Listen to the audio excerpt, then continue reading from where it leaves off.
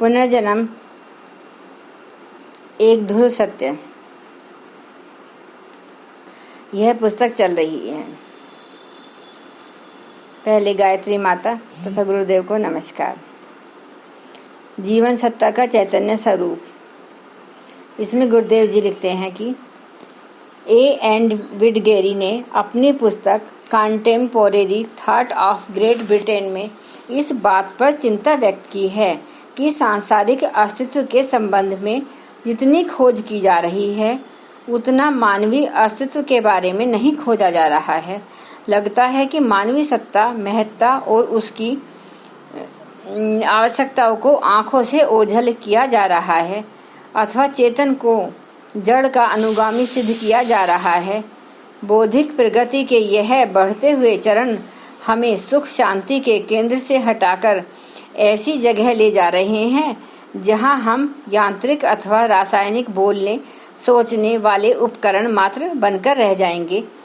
तब हम साधन संपन्न कितने ही क्यों न हो, सभ्यता और संस्कृति अन्य गरिमाओं से हमें सर्वथा वंचित ही होना पड़ेगा।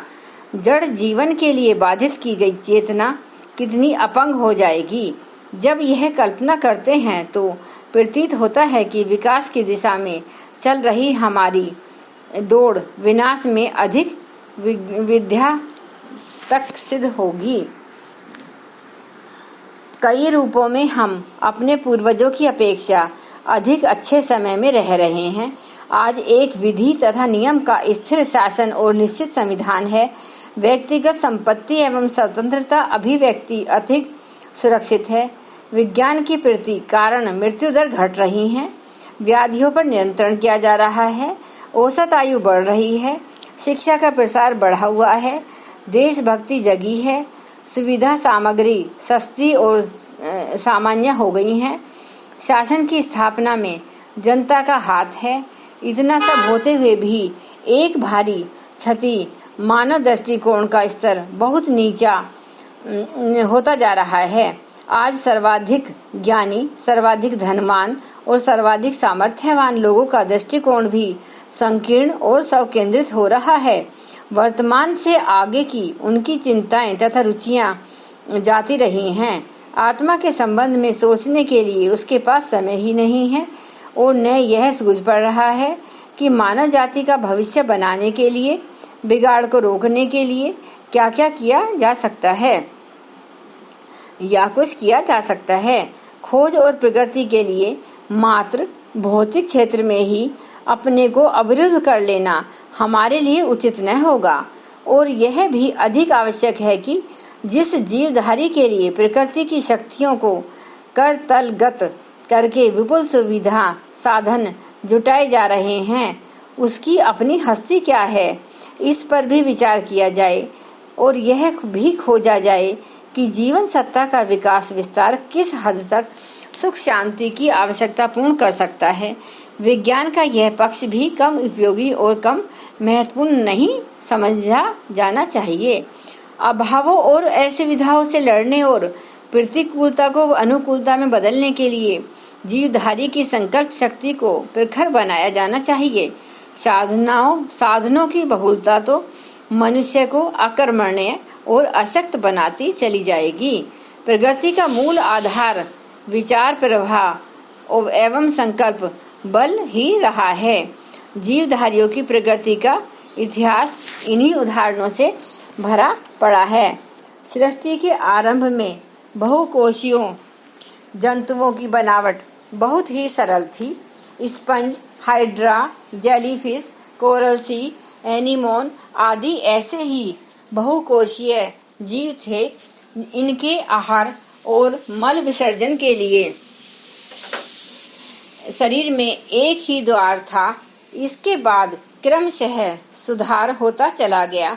आहार और मल विसर्जन के लिए 2 द्वार खुले, फिर हड्डियां विकसित हुईं, मेरुदंड बने।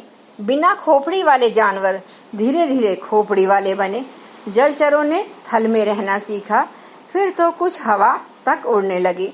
यही विकास क्रम उद्भिज, सवेद, अंडज, जरायुज प्राणियों में अग्रगामी हुआ।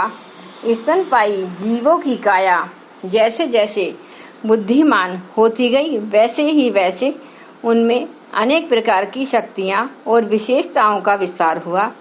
तदनुसार ही उनकी इंद्रियों की क्षमता एवं अवयवों की संरचना परिष्कृत होती चली गई।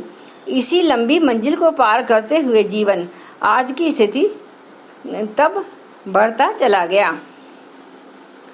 विकासवाद के अनुसार दुनिया के प्राचीनतम और सर्वोत्तम जीव प्रोटोजोन्स वर्ग के हैं। इन जीवों का शरीर एक कोशीय होता है। उदाहरण के लिए अमीबा, युगलोना, पैरामीशियम, वर्टिसेला आदि का आरंभ एक कोशीय जीव के रूप में हुआ था। पीछे इनमें से कुछ ने सुरक्षा और सुविधा के लिए परस्पर मिलजुल कर रहना आरंभ कर दिया। बाल काक्स नामक जीव छोटी छोटी कॉलोनी बनाकर रहने लगे।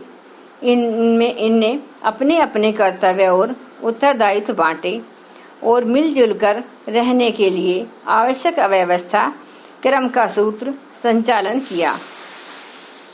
उनमें से कुछ आहार जुटाने, कुछ वंश वृद्धि करने, कुछ सुरक्षा संभालने, कुछ सूत्र संचालन, कुछ वर्ग के लिए विविध श्रम साधना करने में तत्पर हो गए। इसे हम आदिम कालीन वर्ण व्यवस्था कह सकते हैं। इस सहयोग व्यवस्था के फलस्वरूप जीवन विकास में तीव्र गति उत्पन्न हुई। बहुकोशीय मल्टी सेल्युलर जंतुओं का उद्भव संभव हुआ। सृष्टि के आदि में जीव बहुत ही छोटे एवं आकार और बनावट में बहुत ही सरल थे। धीरे धीरे समय के साथ वातावरण के अनुकूल की परिस्थितियों में सरल से जटिल और जटिल से जटिलतम होते गए। प्रकृति के इस मौलिक प्रतिक्रिया के फलस्वरूप सृष्टि बनी और विविधता का सूत्रपात्र हुआ। आज के लिए बस इतना ही। आगे आप हमारे साथ इसी प्रकार बने रहना और ऐसे ही सुनते रहना। मैं आपको पंडित श्री राम शर्मा आचार्य जी की पुस्तकों के बारे में आपको ज्ञान देती रहूंगी। उनके द्वारा लिखित पुस्तकें आपको मैं सुनाती रहूंगी। सभी श्रोताओं को मेरी तरफ से नमस्कार व धन्यवाद। अब एक बार हम गायत्री मंत्र का उच्चारण करते हैं। ओम भूर्भुवः स्वः तत्सवितुर्वरेण्यं भर्गो देवस्य धीमहि धियो यो न प्रचोदयात्। जय माता।